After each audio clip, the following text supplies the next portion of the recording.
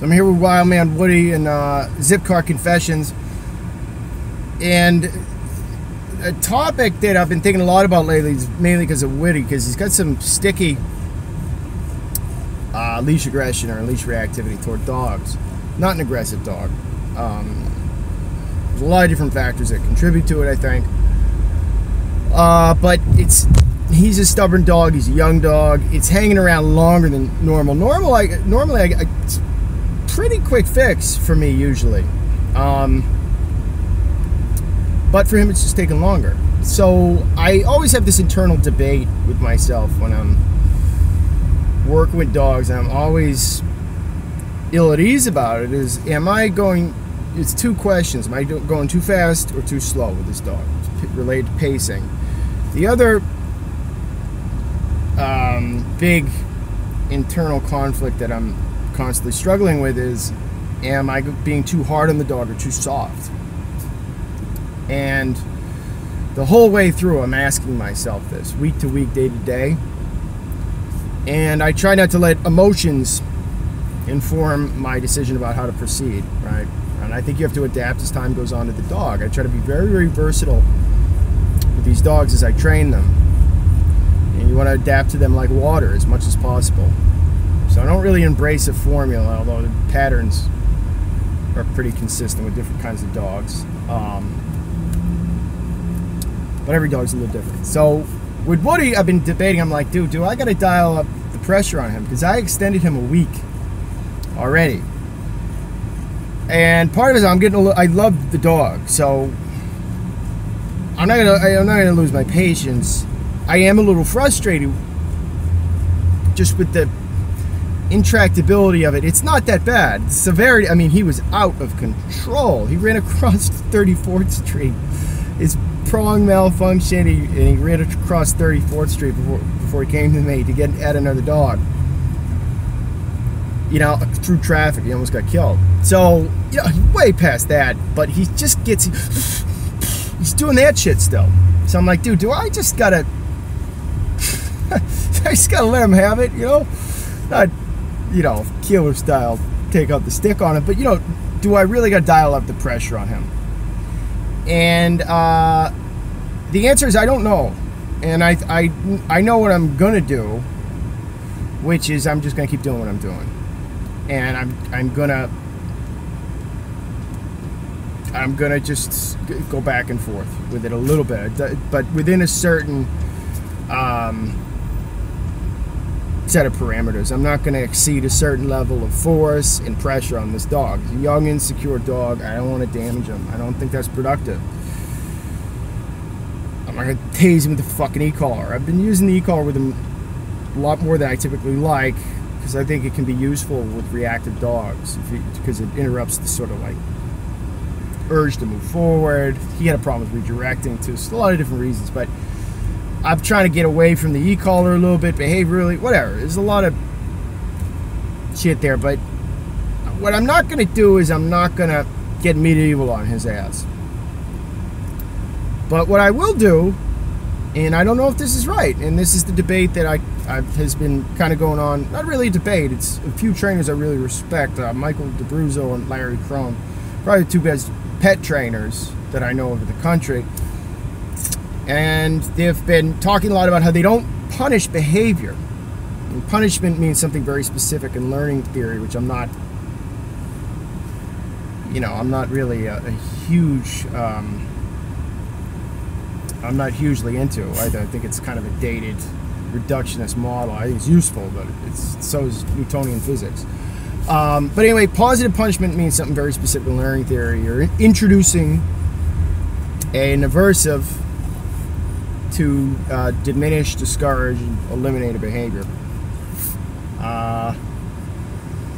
So I prefer the word correction. It's just semantics, I guess. I think of it more as a form of communication. That the aversive stuff that you're introducing the dog, I prefer to do it at a lower level, as much as possible. Although it's all relative to the dog. Regardless, they say they don't punish behaviors. So if the dog lunges, Michael DeBruzzo was talking about, I think mainly genuinely aggressive dogs, dominant aggressive dogs that have been bred for protecting, guarding, shepherds, rotties, that kind of thing. They lunge at someone.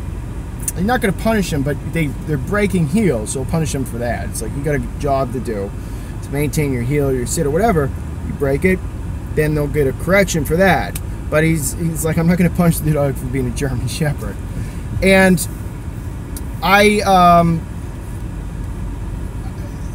here's my outlook on whether or not to punish or correct behavior. Is that it's very complicated. I don't think that there's an easy answer to the question, and I don't fully agree with what they're saying, but I'm kind of, I know it sounds like I'm hedging, but I'm kind of in the middle, right? First of all, you want to circumvent conflict, especially in the beginning of training, as much as possible. You don't take the dog out and start exposing them to, whatever his trigger is with other dogs until you get good control over them. And most of the time, I am punishing, correcting the dog for breaking heel or whatever. It's no, heel, no, sit, that's better. But occasionally, I do think that you need to communicate to the dog that behavior is unacceptable. To a certain extent, but it's a question of degree and frequency. Okay, so bam, bam, high-level e-collar, bam, bam, with a fucking leash every time he gets, he does something bad behaviorally. It's no good. You're fucking the dog up. But every once in a while, and especially if I see that it's kind of lingering, going on longer, I'll give sharp corrections to get my point across. One or two, pop, no. Like, sorry, buddy, you're a good boy. Because I want them to understand that isn't cool. Now, with the German Shepherd example, the dog lunges at someone. That dog should be involved in bite work, protection work, so he has an outlet for those natural instincts. But, he's got to understand that there's a time and place for that. The time and place, he can't be on all the time. He doesn't have to be a friendly dog, but he's got to mind his own business unless you say so. And those are the rules, and I think dogs are very good at context. So really, you're communicating to that German Shepherd in that specific context. That isn't cool. This isn't the time or the place for you to do that. You need to be dialed into me. I'm going to let you do it. Okay, I get it. If there's one thing I understand, it's needing an outlet for aggression. I get it. I empathize, German Shepherd. I'm fucking nuts too. But, there's a time and a place. I used to box. I got it out there. I let it out, okay, when I box. You're going to be able to let it out too at a certain time and place of my choosing. And you got to look to me for guidance. I'm going to tell you when and how. That's how I look at it. Now, look, I'm in no position to disagree with a guy like Larry Crone or Michael D'Abruzzo, and this is I wouldn't really characterize it as a disagreement. Because it's such a nuanced topic, What they were talking about really is like Gary Wilkes and who's the other fucking guy? He's really famous-ish, for the industry down in Providence. I forget his name. Anyway, but they're heavy. They're all about just punishment, and high-level e-collar, all this shit, bonking the dog, all this nonsense, and they overemphasize it. And I think that's actually a lot of the reason for that is political in nature, because a lot of balance trainers are just sick of getting assaulted by the positive-only New Age Nazis. So we're like, yeah, fuck it. like I'm kind of like them. Like, yeah, fuck it. I don't care what you said. And you just get your back up about it. And you start talking about punishment or correction way too much. But I also think that's how they train. So, go ahead, buddy. So, I think, and I think that's wrong. That, like, they're talking about giving the dog, Woody, easy, good boy. Shh. So, right here, normally once he gets hyped up like that, so I'll put him on a 6. All right, calm down, so we won't do it. But if you can get there early, that is punishing a behavior, technically. I'll also give him a look command a lot of times. Easy, buddy. Good choice. Good boy. If he breaks the look command, I'll correct that. So that is technically punishing behavior, right? But I just look at it as interrupting the signal and communicating to him, dude, just chill. You know, it's less about teaching and more about just getting him to calm down in that moment. Is that suppression? You know, to a certain extent, maybe, but trying to help him develop new habits, right? So if there's a little bit of suppression involved in that for a period of time while he's being reconditioned to develop better habits, I don't know. But I'm easy on him. You know, I'm not rocking this dog's world, and I struggle with it. I'm like, should I be harder on him? I just think it's going to take more time. So, can you punish behaviors? Yeah, I think so. Ivan Balabanov said this on the Dog Train Conversations podcast, and you know, he's the guy I look up to most in the dog training world. And he said, no, I think he was talking about whether a relationship is necessary to correct a dog, and he said, no, it's not. He said, it's ideal, but it's not necessary. So if a dog is going near a rattlesnake, or a puppy's lunging at a big mean dog, you know, something that is dangerous to them or potentially dangerous to someone else, I think it's okay to punish those behaviors, if you want to call it punishment or correct it, whatever. Because I think you need to communicate to the dog that that's unacceptable. And what you do is you provide them alternatives if it is a naturally aggressive dog. Okay, so it's a multifaceted approach that isn't punishment centric. It's like, all right, dude, you can't do that there. You're in church right now. You know what I mean? You can't get up, but later on, you're gonna get to party. All right, but right now, sit in your seat like a good boy and be quiet. And then later on, you're gonna get to be a wild man, so you can get that out. But you gotta not act like a savage right now. And I think that needs to be very clearly communicated to them. So I think it's okay to punish certain behaviors, you know, and I just don't. It's a question of degree, frequency, and I don't do it every time, but I do it sometimes. And I think it's okay to give a sharper correction, not with the e-collar. I don't use the e-collar at high levels.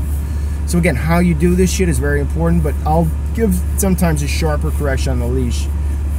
If I know the dog and, you know, I know he's not going to redirect, and I know it's going to communicate to him, you know, get it. He's not like super fragile, whatever. So I will, and I don't know if that's right or wrong. I don't think there's a clear answer to this question. It's probably the best. It's probably the most honest answer, but I do think that the punishment-centric approach that I think Michael DeBruzzo and Larry Crone were either directly or indirectly criticizing is wrong.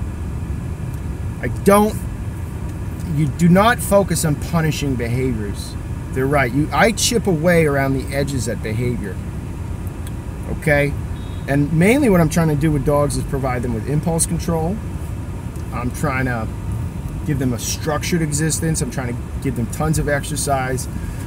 I'm trying to enhance and channel whatever innate drives they have. I'm trying to build their confidence.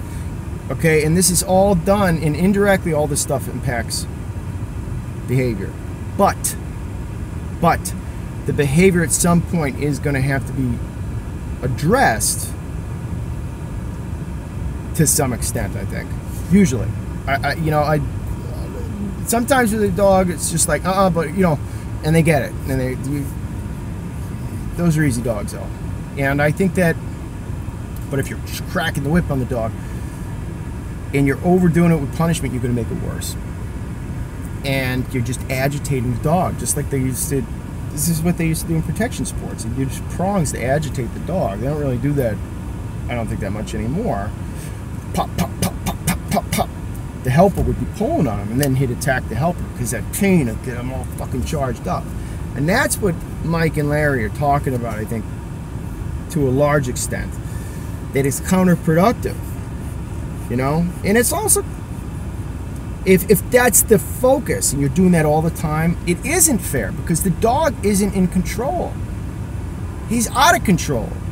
All right? And to just heavily punish him, it's just going to make it worse. And I'm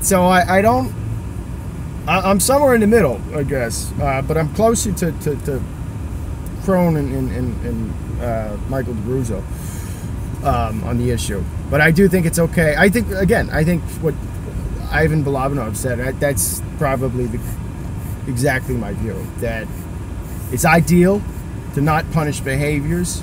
It's ideal if you're going to correct a dog or punish a dog for whatever, that you develop a rapport beforehand. There's all stuff I try to do, and I usually do. Life happens. And sometimes you got to tell them, dude, you can't do that, man. You just can't do it. You know? And I don't know whether that's right or wrong for someone else to judge, but it's an interesting topic, and it's a complex, nuanced one. I think that one that trainers need to think about quite a bit. And that's my point of view. And Woody, I think you need a lot of punishment, but I'm not going to be the one to give it to you, buddy. You know, maybe you have to go down to Jeff What's-His-Face in Providence. He'll fucking blast you with the e-collar. Because I like you, buddy.